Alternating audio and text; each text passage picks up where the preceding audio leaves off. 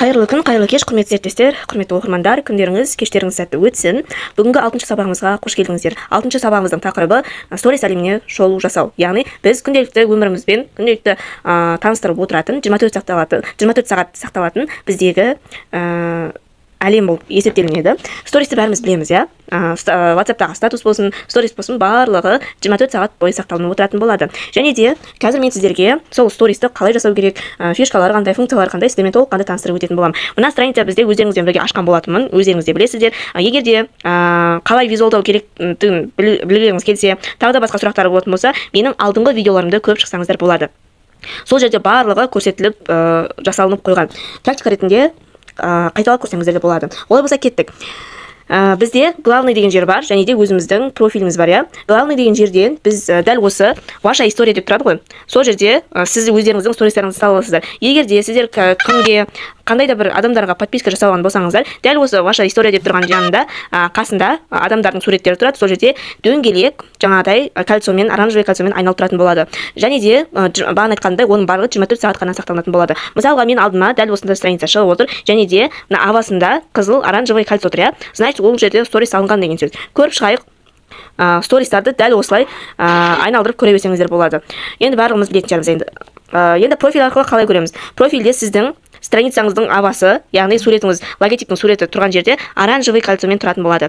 Енді қалай саламыз? Сіз профиль арқылы дәл сол аваны басу арқылы сала аласыз. Қараңыз, сала аласыз. Мына жерге алдыңызда дополнительный свой история деп тұрады. Соны басу арқылы сала аласыз. Және де главный жақтан главныйды баса отырып сіздер оң жаққа қарай жылжыту арқылы стористі сала аласыздар. Енді қараңыздар, бұл жерде функциялары қандай? Ең бірінші бізде жоғары жақта X, вспышка және де настройка тұрады, иә.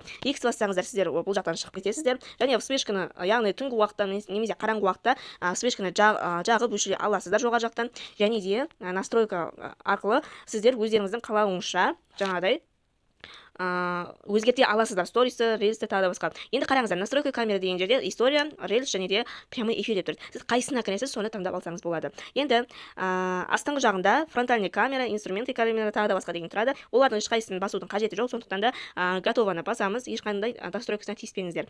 Енді бізде сол жағымызда тағы да бір функциялар бар, создать бумеранг, коллаж, свободные руки, тағы да басқа. Енді қараңыз, создать деген жерді баса отырып сіздер қандай да бір жазу жазылғаныңыз келсе, болмаса ескерту жазып, таңады офиске барам, немесе бармайым деген сияқты сұрақтарыңызды, немесе қандай да бір срочный нәрсені жазғыңыз келсе, дәл осы жерге жазсаңыз болады. Және де жазып болғаннан кейін сіздер оның функцияларын өзгерте аласыз. Яғни, ең бірінші сіз сол жақта ең бірінші тұрған жер, ол жазудың қай жақтан тұрған ыңғайлы, солай қойсаңыз болады. Мысалға, барлығы сол жақтан басталып, аяғына тұру техникасы ғой, оң жақтан тұрған немесе ортасынан тұрғаны қалай дұрыс сіздерге соны қойсаңыз болады. Екінші бізде жаңағыдай артындағы көлеңкесі. Оны қалай қойсаңыз да өзіңіз білесіз. Қоясыз ба, қоймайсыз ба? Бұл бізде көлеңке болып есептелінеді. Және де модерн деген тұр ортасында. Модерн деген бізде жаңағыдай шрифттар. Қандай шрифтке қойғыңыз келеді, соған қойсаңыз болады. Әрқайсының өзінің ағылшынша жазған кезде шрифттары бар. Енді қараңыз. Далее деген ол жерде салынып кетеді. Енді қараңыз. Біз готованы басамыз. Басқаннан кейін қаншалықты үлкенді кішілі етіп өзгертсеңіз болады. Және де жоғары жақта стикерлер тұрады. Стикерлерді алу арқылы сіздер өзіңіздің местаңызда қойсаңыз болады. Біреуді упоминать етіп қойсаңыз болады. Упоминать етіп бізде егер де біреуді жаңағыдай белгілеп қойғыңыз келсе, қандай да бір адамның атын жазасыз. Одан кейін алдыңыздан адамдар шығады. Дәл осылай біреуін таңдап қойсаңыз болады. Енді қараңыз. Музыка деген жерде музыканы кез келгенін таңдап қоя аласыз. Әсіресе на трендте деген музыканы қоятын болсаңыз, сіздің стористарыңызды көп адам көруге мүмкіндік болады. Енді қараңыз, фото. Егер де сіз қандай да бір фото қойғыңыз келсе, тағы да басқа деген сияқты, осы жерден алып қойсаңыз болады. Міне мысалы былай. Описание жазып қойсаңыз да болады үстіне, иә. Енді қараңыз. WhatsApp. Егер де сіздер WhatsApp-қа өткізу керек болатын болса, автоматически сіздерге номерлеріңізді шығарады. Және де номер басасыз, отправить код арқылы сіздер тіркеп қоя аласыздар. Енді GIF. Бұл бізде қимылдап тұратын стикерлер, иә? Қараңыздар, өте жоғары деңгейде. Қандай GIF керек сіздерге, яғни стикер керек, соны қойсаңыздар болады. Келесі ваш ответ. Бұл жерде сіздер өзіңіз жаңағыдай сұрақ қоясыз, соған адамдар жауап ретінде өздерінің стористарына салып отыратын болады. Рамканы білесіздер, шет-шетіне жаңағыдай қандай да бір надпись жазып қойғыңыз келсе, дәл сол суретті басасыздар, астына өзіңіздің қалаған бір жазуыңызды жазасыздар. Мысалға, крем деп жазайық, дәл осылай әдемілеп қоюыңызға болады. Енді келесі вопросы. Бұл жерде сіздерге сұрақ қоятын ячейка шығады. Келесі, бізде уведомление, яғни егерде қандай да бір адам уведомлениені көргісі келсе, сіздер добавить етіп қоясыздар, және сол арқылы сіздің стористарыңызды жібермей көріп отыратын болады. Ары қарай опрос бар, опростың ішіне сіз сұрақты қоясыз, және де я немесе жоқ деп жауап берсеңіз болады, болмаса өзіңіздің жауаптарыңызды қоясыздар. Енді келесі бізде қандай нелер бар? Обратный отчет, хэштег, және де ползунки. Ползунки дегеніміз там дәл осы біздегі қимылдап тұратын шкала смайлигі десек те болады. Оның смайлигін өзгертсеңіз де болады, түсін ауыстырсаңыз да болады, тағы да басқа, иә. Енді келесі, бұл бізде смайликті білесіздер, үстін басу арқылы сіздерге реакция жіберетін болады.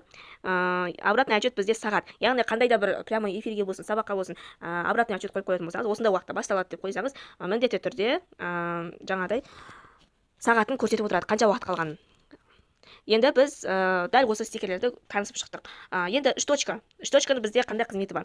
Рисунок, пометить и, және де выключить комментарий, сохранить деген тұрады. Рисунокта бізде қаламшалардың суреті шығады. Яғни бұл жерде қаламның суретімен сызсаңыз да болады. Мынау сол жақта размерін таңдасаңыз да болады, дәл осылай. Немесе өлшегішпен өлшеп тастасаңыз да болады. Және де қасында үш точка тұрады. Сол жерде сіздер стрелканы да таңдасаңыз болады. Маркер, неон, мел деген сияқты. Неоновый бізде дәл осылай жарықша шығады. Маркерде бізде жұқа көрініп тұратындай жазылады, қараңыздар, аты көрініп тұратындай. Одан кейін неонда бізде, мелда бізде өте әдемі жазу шығады, мел сияқты жазатын болады. Және де стрелканы, қараңыздар, стрелканы былайынан қойсаңыздар, автоматически стрелка сіздерге қойып беретін болады. Енді готованы басамыз. Бұл жерден солай астына жазсаңыздар болады. Енді қараңыздар, бумеранг бізде қалай түсіреді? Мысалға, мен дәл осы өнім ретінде Шадринскийдің сүтін салғым келіп отыр, иә? Мысалға, бүгін Шадринский шаймен шай ішіп отырмыз деген сияқты. Міне қараңыздар, бұл обратный видео. Яғни сіздер былайынан түсіріп аласыздар дағыны. Дәл осылай артқа алға жылжып отыратын видео ретінде кетеді. Енді ары қарай жазуларыңызды жаза бересіздер. Коллаж. Бұл бізде төртеулік коллаж. Мен 4 фото түсіргім келсе, дәл осылай 4 неде позада түсіре беремін. Дәл осылай сіздер сала аласыздар, иә? Кез келген фото, өзіңіздің қалаған фотоңызды сала аласыздар. Там птичканы бассаңыздар, ары қарай кететін болады. Енді астында свободный руки, яғни сіз свободный рукиді басатын болсаңыз, стористің кнопканы басып отырудың қажеті жоқ. Бір рет басасыз, алда уже өзі түсіріп отыра беретін болады. Енді қараңыз, астыңғы жағында сізде 4 бұрышты фотоның суреті тұр, соны басаңыздар, кез келген фотоны баса бересіздер. Екінші бізде мына жерде смайликтер тұрады. Бұлар эффекттер. Яғни бетіңіз қандай да бір эффектпен тұрсын десеңіз, бетіңіз әдемі көрініп тұру үшін дәл осыларды бассаңыздар болады. Және де обратный екі стрелка бізде бетіңізге және де артқы камерамен қоса берсеңіздер болады. Яғни селфи камера және де артқы камерамен ауыстырып отыра бересіз. және де история деп тұр мына жерде, релиз, прямой эфир, еще публикация. Сіз қайсысын салғыңыз келеді, соны басып таңдай берсеңіздер болады. Жалпы біз сіздермен таныстыра өттім деп ойлаймын, стористардың функцияларының барлығымен. Енді келесі сабақта стористі қалай салу керек, қалай монтаждау керек, соның барлығын түсіндіріп өтетін боламын. Сабақ ұнаса, лайк басып, комментарий жаза кетіңіздер, сұрақтарыңыз болса қоя кетіңіздер. Алдыңғы сабақтарда сіздер қалай шапкасын толтыру керек, қалай визуалдау керек, соның барлық сабақтары тұр. Сондықтан толыққанды көріп шықсаңыздар болады.